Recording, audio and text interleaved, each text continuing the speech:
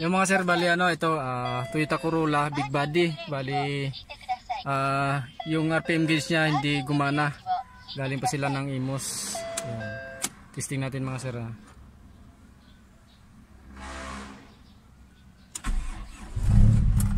Yan. Andar yan mga sir, pero wala talaga, hindi. Yan. Kunting kibo lang ano, yung RPM gauge niya. Ngayon, tatanggalin ito mga sir para ma-check kung anong problema. Patayin ko muna yung makina. Tanggalan ko muna ng battery mga sir, yung ano.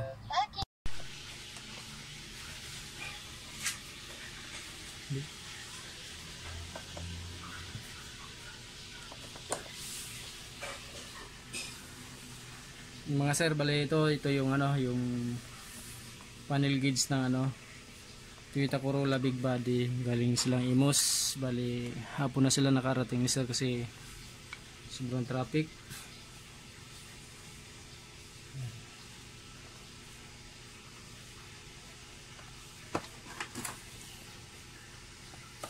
Bali ang problema lang nito mga sir, RPM gauge.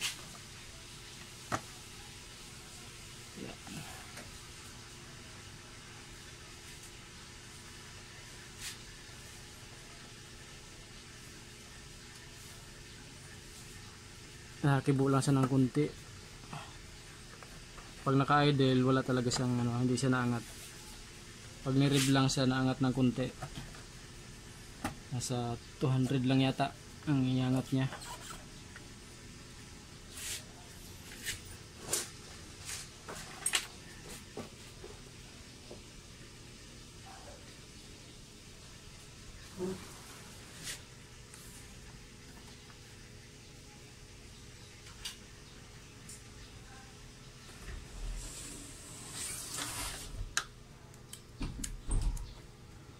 Mabilis lang ito mga sir kasi RPM gauge lang naman.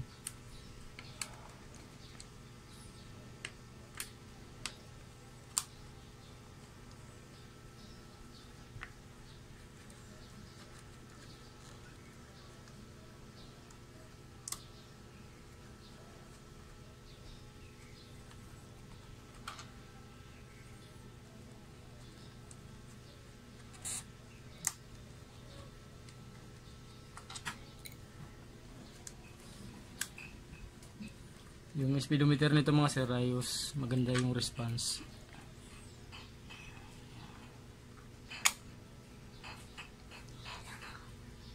Okay. Yung mga sir, bali ito yung ano, RPM gauge niya. Ayan. Sunog din yung dalawang kapasitor. Yan yung papalitan ko mga sir. Yan, kapasitor lang naman mga sir yung problema.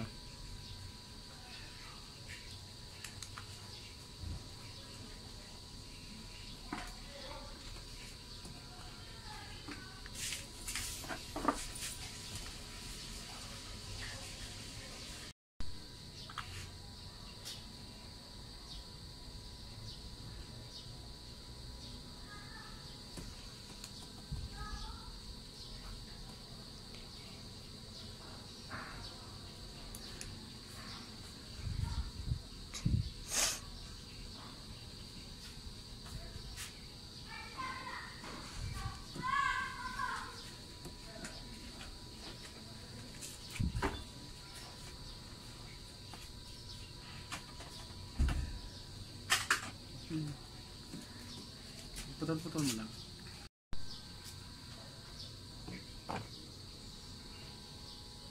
Lagyan mo na ng plus.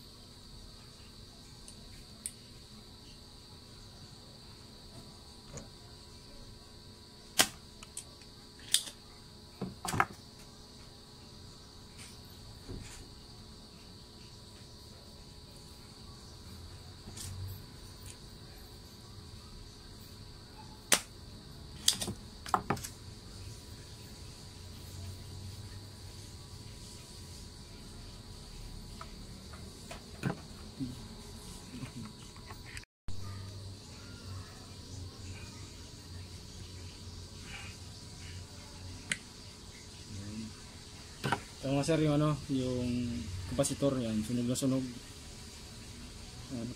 Lubo na, halos puputok na. Papalitan natin mga sir ng ano, bago.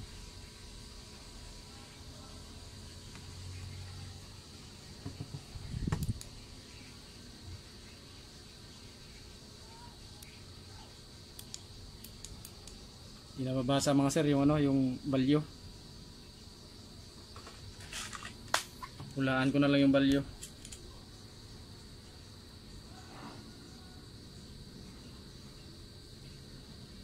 Nalitaw sa tawas ko mga sir yung balyo. Ayan, nakikita ko. Kaya sa tawas ko na lang binabasi. Nalabas sa tawas ko yung balyo niya mga sir, yung ano, 25 volts 10 UF. Yun yung value ng ano na lumabas sa pagtawas ko.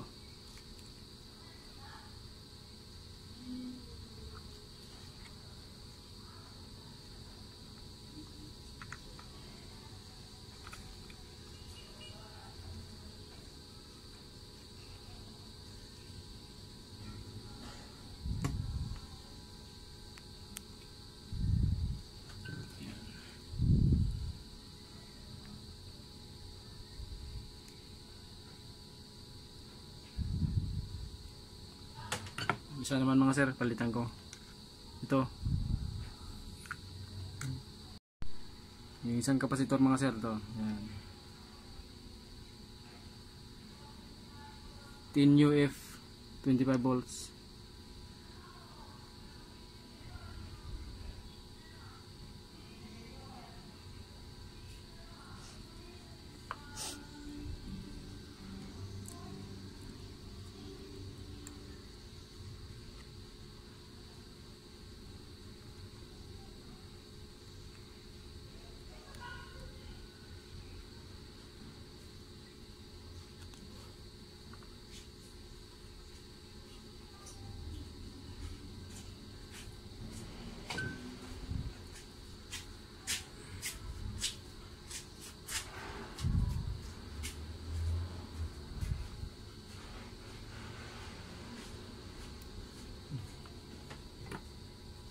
Yan, isa mga sir, na palitan ko na lahat na ano, yung sunog na kapasitor na palitan ko na. Isasalpa ko na lang ulit ito dun sa sasakyan. No, napalitan ko na bago na lahat yan. I-assemble ko na ulit para maano, kasi may kasama silang baby mga sir, yung ano, may ari. Kailangan kauwi na sila agad kasi may baby.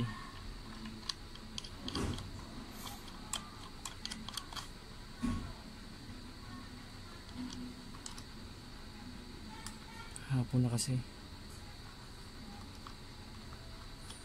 Sobrang traffic kasi mga sir, kaya ano, hinapon na yung pagdating nila.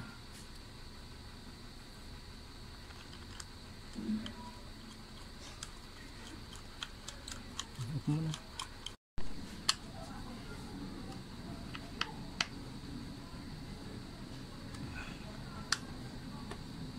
Yan. Kailangan sir mahigpit yung ano, mga tornilyo na to kasi connected yan doon sa RPM gauge.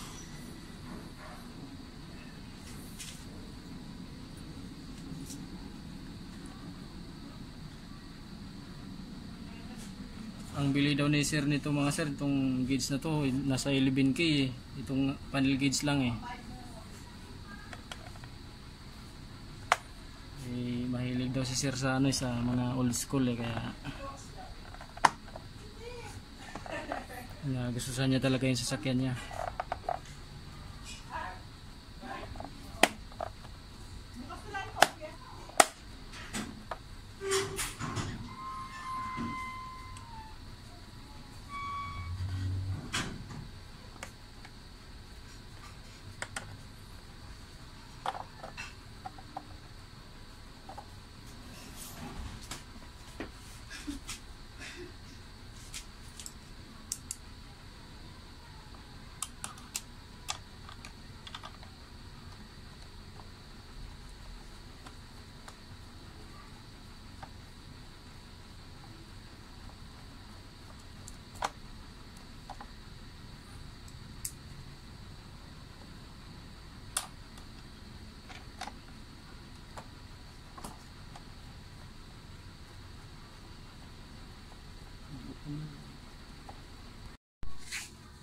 Mga sir, bali ito na-assemble ko na ulit, bali isalpa ko na to dun sa sasakyan para makauwi na sila ni sir kasi meron silang kasamang baby. Yan. Assemble ko lang to sa sasakyan mga sir.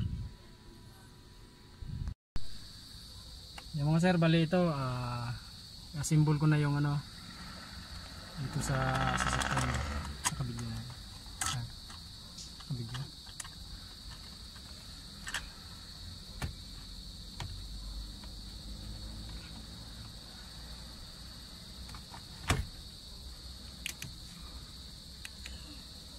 Madilim na. Nakuha doon sa loob. Yan mga sir, bali tatlong sakit lang yan mga sir. Medyo madilim na eh.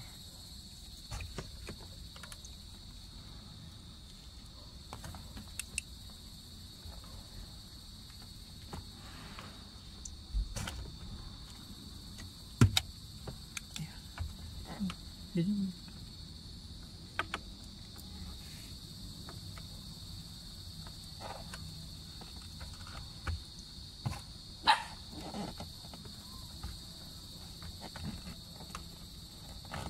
Medyo bitin kasi yung ano harness.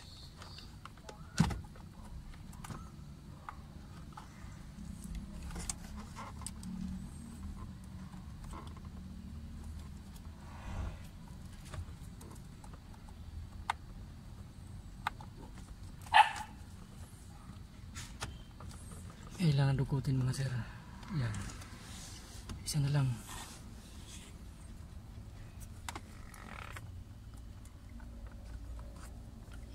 Maiksi kasi harness mga sir.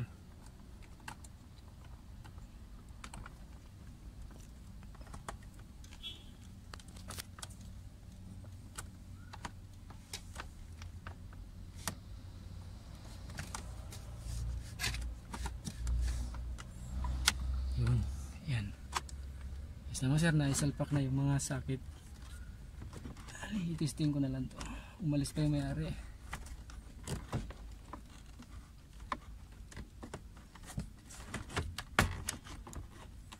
Testing mo yun.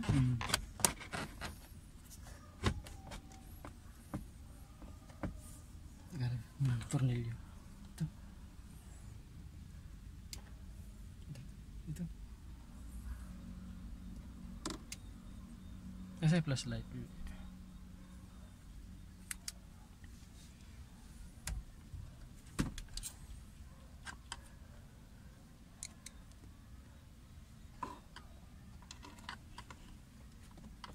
Kumain sila.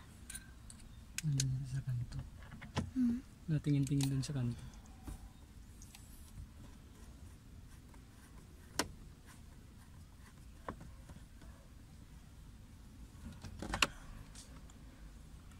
Excited.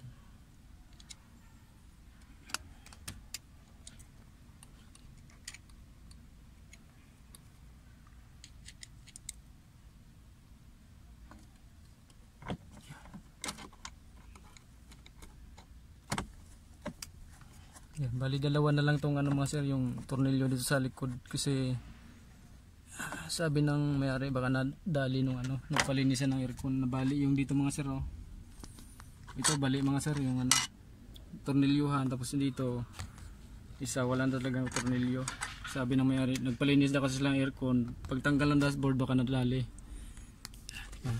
I-ano ko yung battery para matesting mga sir. Hawak ko bebe. Tsaka ito. Ano to? Hindi mamaya na yan.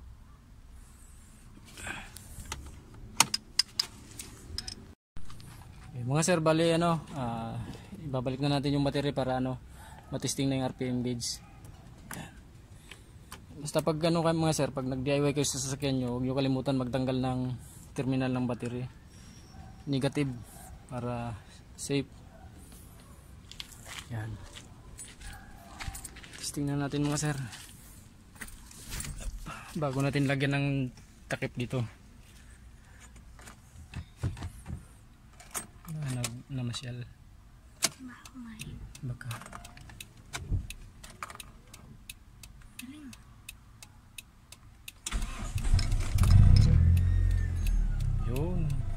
mga sir, gumana na yung ano, yung RPM gauge niya. Yan. Yan. Ganda ng response mga sir ng ano, RPM gauge. Yan, bali dalawang kapasitor mga sir yung pinalitan ko. Halos di na mabasa yung value ng kapasitor na pinalitan ko, nasunog tapos lobo na lobo, halos puputok na. Yan. Yan, ayos na mga sir, bali ano, tatakpan ko na lang to para ano, hinintay ko yung mayari kasi umalis yata. Pinasyal nila yung baby nila doon sa kanto. Titingin sa ilaw siguro. Yan. Ayos na. Yan.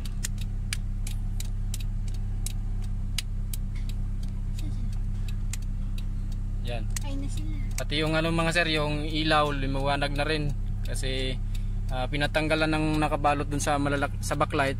May naman nakabalot pa kasi sa bulb. Pinatanggalan ni sir sa akin kaya ayan, malinaw na. Yan. Madilim kasi kanina yung ano, yung backlight. Diyan na muna. Dito ka muna.